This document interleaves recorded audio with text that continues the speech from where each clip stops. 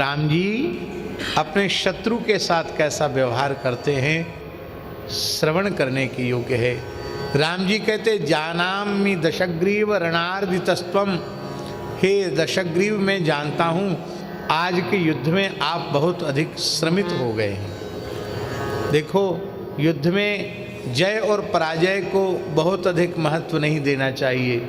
कभी बड़े से बड़े वीर की पराजय भी हो जाती है, लेकिन अभी एक और अवसर मैं तुम्हें देता हूँ। जाओ महलों में विश्राम करो, औषधि का सेवन करो, और यदि आप स्वस्थ अनुभव अपने आप को करें तो कर रणभूमि में दशरथ नंदन राम आपके स्वागत के लिए उपस्थित है। ये किसके साथ बोल रहे हैं? जो राम जी का नाम तक नहीं लेता तपसी तपसी कहता है, हैं? राम जी का नाम सुनकर जिसके आग लग जाती है, ऐसे रावण के साथ इतना मृदु व्यवहार राम जी कर रहे हैं। और हम जब बोलते हैं तो ऐसे बोलते मानो जहर ही उगल रहे हैं। शत्रु के प्रति राम जी का ऐसा व्यवहार है, जो प्रियाप हरता है उसके प्रति ऐसा व्यवहार है। और उस समय रावण ने कहा कि लोगों की दृष्टि में मैं जीवित हूं, लेकिन वस्तुतः आज मैं जीते जी मारा गया। राम जी मुझे मार देते तो उतना कष्ट नहीं होता, मुझे मारा भी नहीं और मुझे छोड़ दिया, पर आज मैं राम जी के शील स्वभाव से मारा गया, जीते जी मारा गया। ये राम जी का शत्रु के प्रति व्यवहार है। और जब मेघनाद का वध लक्ष्मण जी ने कर दिया तो रावण के मंत्री प्रहस्त ने कहा कि कुकुटन न्याय से तुम अपनी अभीष्ट की पूर्ति में प्रवृत्त क्यों नहीं हो रहे हो? भाई सब नष्ट ही हो गया और तुम्हारा जो अभीष्ट था उसकी पूर्ति भी नहीं हुई, जानकी जी तुमको नहीं मिली, तब नष्ट तो सब होने ही, तुम अभीष्ट की पूर्ति करो। बोले हमको शाप मिला हुआ कि तुम बलपूर्वक किसी स्त्री का स्पर्श करोगे तो तुम्हारा मस्तक के 100 टुकड़े हो जाएंगे। प्रहस्त बोला इसकी जरूरत क्या है, इसकी आवश्यकता क्या है? तुम्हारे में शक्ति है, तुम तपस्वी बनकर साधु सन्यासी बनकर जानकी का अपहरण कर सकते हो, तो क्या श्री राम रूप धारण करके सीता के साथ छल नहीं कर सकते? तो राम रूप धारण करके उपस्थित हो जाओ और अपने अभीष्ट की पूर्ति करो।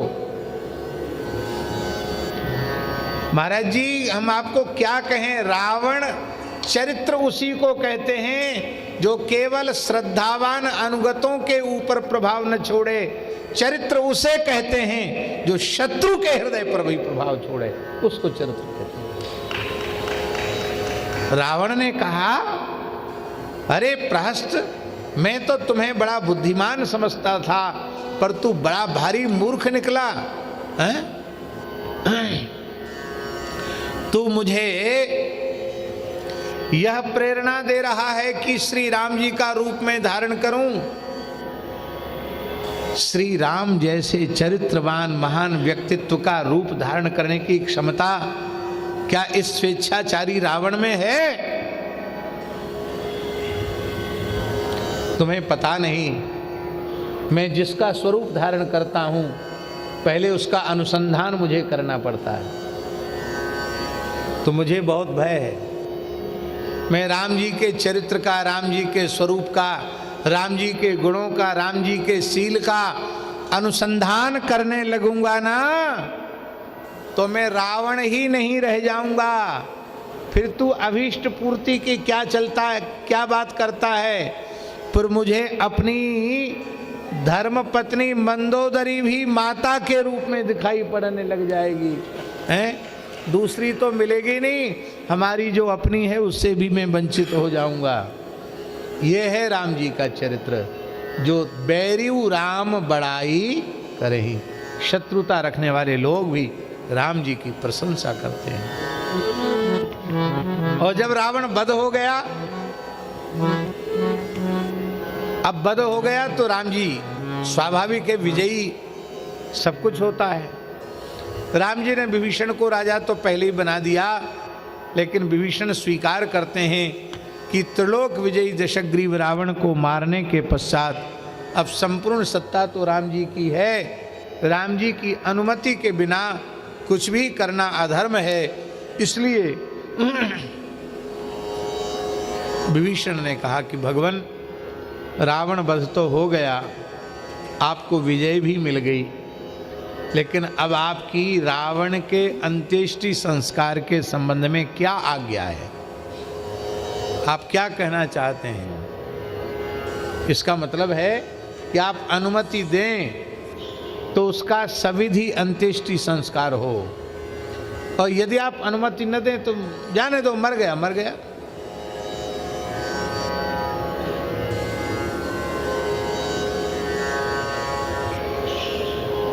अभी अभी घटना घटी, झूठे आरोप में एक हिंदू युवक को पकड़ लिया गया और पीट पीट कर नृशंस हत्या कर दी गई। और हत्या ही नहीं की गई, पेड़ से लटका कर उसमें आग भी लगा दी गई।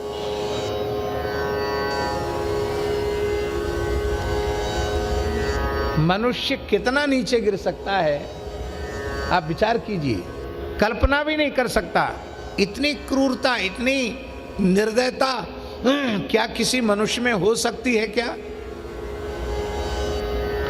और इधर राम जी को देखो, राम जी कह रहे हैं मरणांतानि वैराणी यथा भ्राता तथा मम।